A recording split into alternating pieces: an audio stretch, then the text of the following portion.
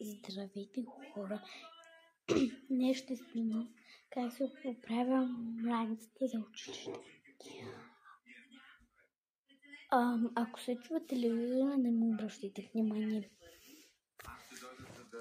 Сега се видим програмата, кой имаме първи час. Сега тук да видим кой имаме първи час. Тук мама ми го написала. Като ще види изчетя какви часове има вътре. Български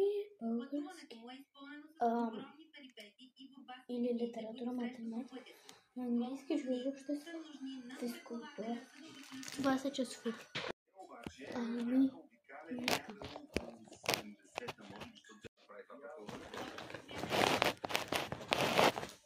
Слагаме Франция.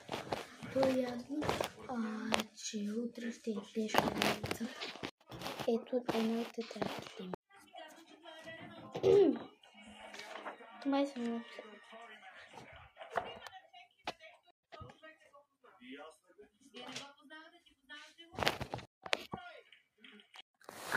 Хора, аз се подредих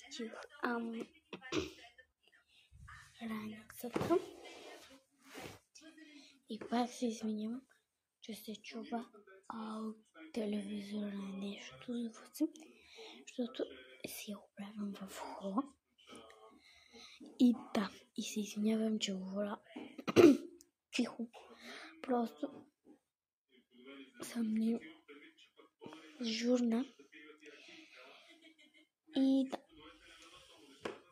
И трябва да викам тихо на училище. Хора, не обърках се, не съм дежурна.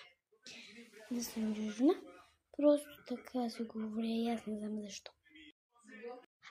Това е видеото. Чакайте след малко за вечерна рутина. Чакайте, ще да кажа сутрешна, обърках се. Да, за вечерна рутина. Няма много продукти, маски и така нататък. Но просто каквото ще имам, ще я направя и така. Това беше, хора. Довиждане, очаквайте много интересни видеа и се абонирайте и лайкнете видеото и го коментирайте, ако са отключени коментарите. Довиждане!